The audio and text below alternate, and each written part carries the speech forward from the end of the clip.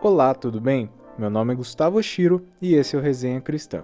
E se você tem dificuldade para entender alguns livros da Bíblia, ou se não sabe por onde começar e gostaria de um panorama de tudo o que acontece na Bíblia, esse é o segundo vídeo da série Direto ao Ponto, onde vamos falar resumidamente as principais informações de cada um dos 66 livros da Bíblia para te ajudar.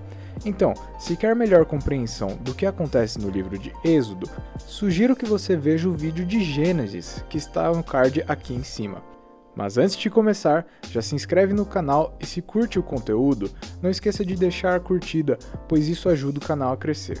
Agora, sem mais enrolação, bora pro vídeo. O livro de Gênesis fecha a história com o faraó, que comandava o Egito, convidando o povo de Israel para viver no Egito, já que através de José, Deus cuidou do Egito nos dias de fartura e de escassez. Após mais ou menos 400 anos após a morte de José e seu pai Jacó, onde esse meio tempo o povo de Israel, ou seja, os israelitas, foram se multiplicando sobre a terra, começa então a história do Êxodo.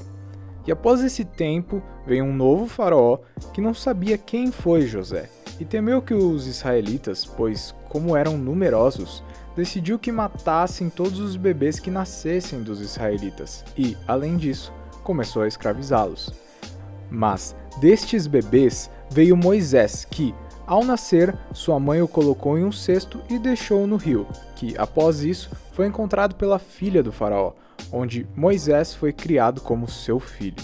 Já crescido, Moisés mata um egípcio que estava espancando um hebreu, e Faraó, sabendo disso, procurou matar Moisés, que fugiu do Egito para outra cidade chamada Midian. Algum tempo depois, o faraó faleceu, e veio Deus a Moisés através de uma sarça ardente, e aqui Deus diz a Moisés que volte para o Egito e peça para o novo faraó que deixe o seu povo partir, e que Deus estaria com ele e que através dele realizaria milagres para que se provasse que o Deus de Israel era o Deus vivo. E a partir deste ponto começa a batalha entre Deus e Faraó. Deus deixa claro que endureceria o coração de Faraó para que o poder dele fosse visto. Mas para ficar claro, Deus apenas continuou a endurecer o coração de Faraó, pois o Faraó primeiro endureceu seu coração. E através desse endurecimento, após rio se transformando em sangue, enxame de insetos, sapos, doença, praga após praga, diálogo após diálogo, de Moisés pedindo para liberar Israel e Faraó sempre negando, Deus usa novamente o mal para gerar o bem, usando a maldade de Faraó para a sua própria destruição. Sendo a última praga a 10ª, a morte de todos os primogênitos. A última é que Faraó não pôde resistir.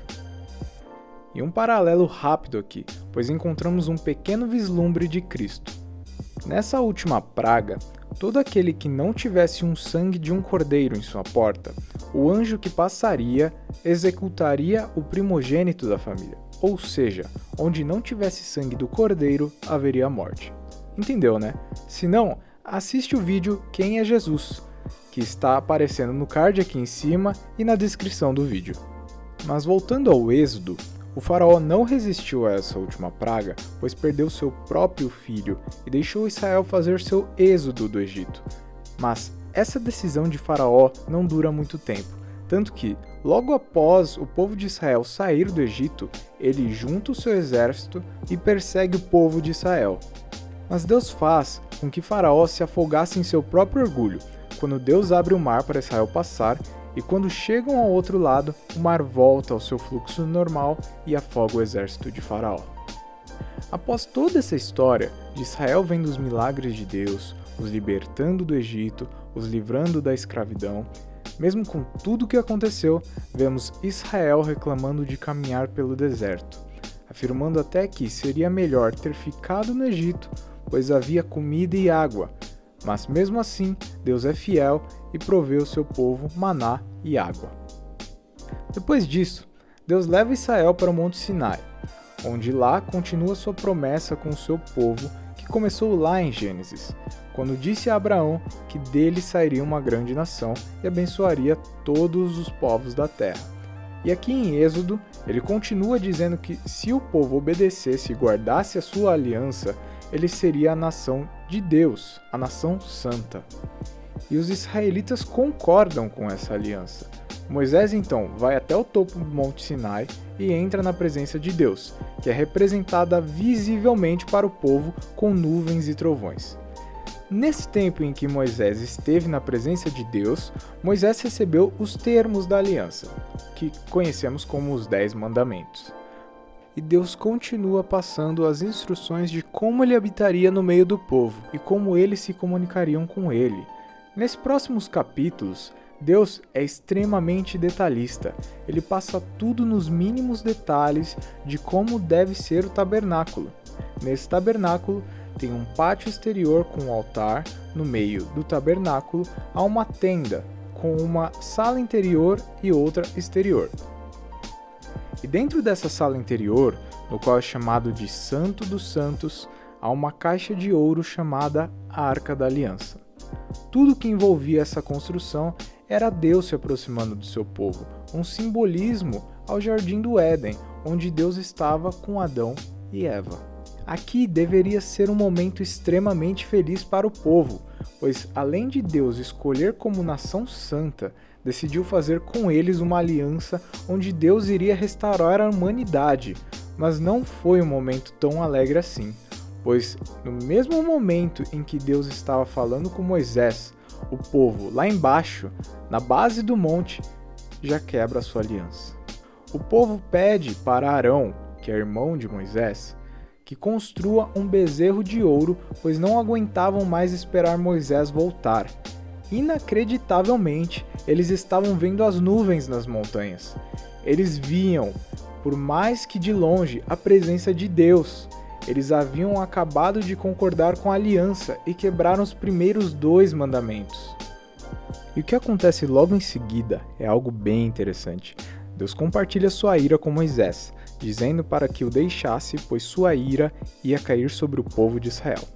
Mas Moisés, nesse diálogo, apela para o caráter de Deus, dizendo para ele se lembrar de sua promessa, que de Abraão sairia uma grande nação, apelando até pela sua reputação perante as outras nações, questionando por que Deus tiraria seu povo do Egito para matá-lo no deserto. Talvez uma dúvida surja em você, questionando se Deus se esqueceria em algum nível de suas promessas, mas isso será um assunto para um próximo vídeo. Com essas palavras, Deus não deixa sua ira cair sobre seu povo, mas Moisés, ao voltar para o povo e ver o bezerro de ouro, além de destruir, ordena que, aos que desejam ficar com Deus ainda, matasse todo aquele que decidiu se afastar e adorar outros deuses.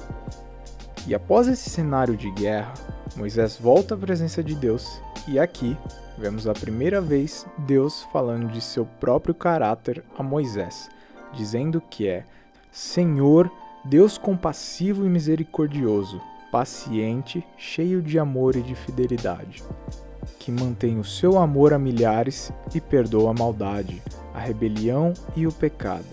Contudo, não deixa de punir o culpado, castiga os filhos e os netos pelo pecado de seus pais até a 3ª e 4ª geração.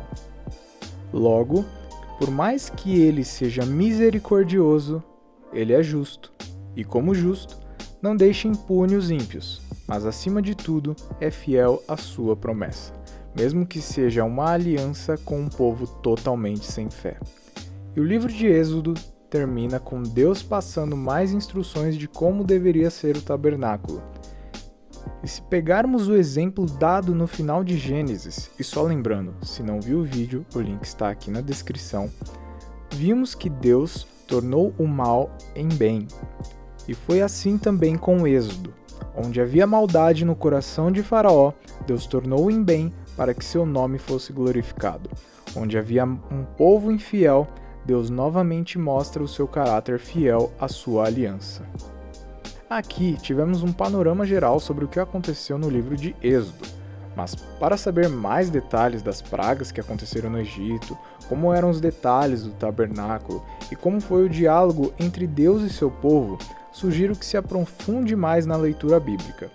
Procure devocionais voltados a esse tema, livros e cursos para entender que o personagem principal da Bíblia não é a humanidade ou um povo específico, mas desde o princípio é Cristo, é nosso Deus Trino. E se você gostou, deixe nos comentários sua opinião. Além disso, se tem uma dúvida, deixe aqui nos comentários. E depois disso, deixe seu like, se inscreva no canal e compartilhe com seus amigos.